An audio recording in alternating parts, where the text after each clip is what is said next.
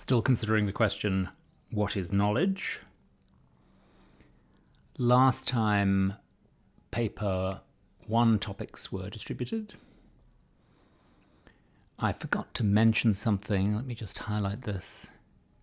I said upload your paper in PDF and please do not put your name on the paper. What I forgot to mention was that you should instead put your 9-digit MIT number on the first page. An announcement from the MIT Philosophy Club. They're meeting tomorrow, Thursday, September the 24th, calling all skeptics, gurus, quantum mechanics, astrophysicians, and thinkers of all kinds. MIT Philosophy Club is here. Meet cool people, talk about cool things. Wonder whether we're living in a simulation. Watch a video with us and discuss at our first meeting of the year next week. Info above. I guess next week meaning tomorrow. If you want to hear more from us, sign up on the Moira. BCC to dorms, black for BC Talk. I believe that black refers to the colour of the sender's underwear, but you can correct me on that. On the question of whether we're living in a simulation, there is this great paper in the Norton Anthology by Nick Bostrom, which addresses that very question. Are we living in a computer simulation? You might want to check it out. I was thinking of adding it for this course, but in the end decided against it. If any of you want to talk about this in your spare time, I'd be more than happy to. Reminder, some plausible necessary conditions for someone to know a fact, for S to know P. If S knows P, then P is true. S believes P. That's the second necessary condition. And the third is S's belief in P is justified.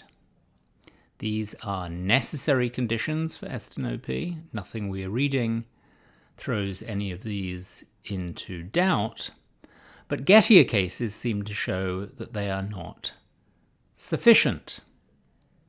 Just a word about sufficiency. What does that mean? Well, it's the converse of necessity. So if these three conditions hold, P is true, S believes P, and C, S's belief in P is justified, then S knows P. If we've got that, then those three conditions, which are individually necessary for S to know P, are also jointly sufficient for S to know P. And it's that last bit, the claim about sufficiency, that does not seem to be right. Gettier cases are counterexamples. You can look up counterexample in the glossary. A counterexample is a particular case that refutes a general claim. Now, I tried to induce in you a true justified belief that didn't amount to knowledge last time with my story about Eliot knowing how to play the bassoon. That was, I thought, a lie, and would lead you to a justified true belief that he knows how to play a musical instrument. You had a justified false belief that Eliot knows how to play the bassoon.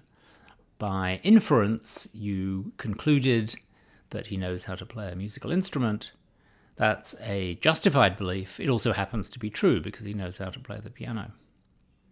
But there's an amazing twist to this story, and I swear I'm not making this up. In fact, unbeknownst to me, Eliot does know how to play the bassoon. He's some kind of musical prodigy. Your belief that he knows how to play the bassoon was not justified, but, contrary to what I thought, is actually true.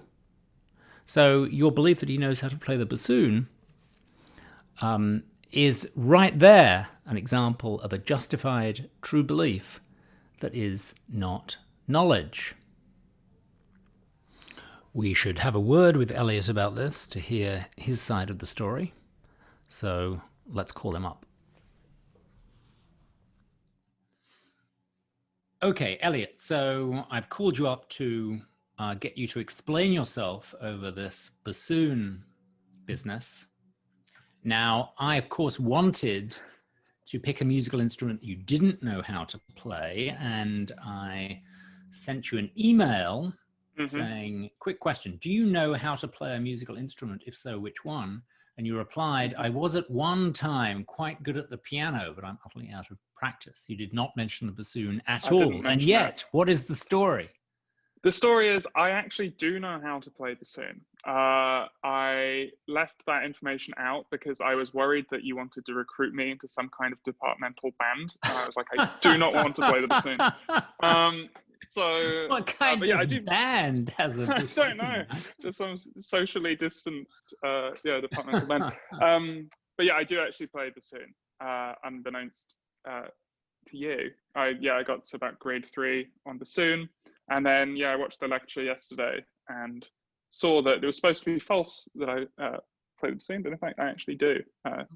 But of course it was perfect. Of course it was perfect that it turned out to be true, because then the kids' belief, sorry, the students, excuse me, the students, now they know what we call them in private, then the students' belief that you knew how to play the bassoon was true and justified, but they didn't know it because it was a total guess. It was a total fluke that they were right. In fact, I tried to guess wrong and failed.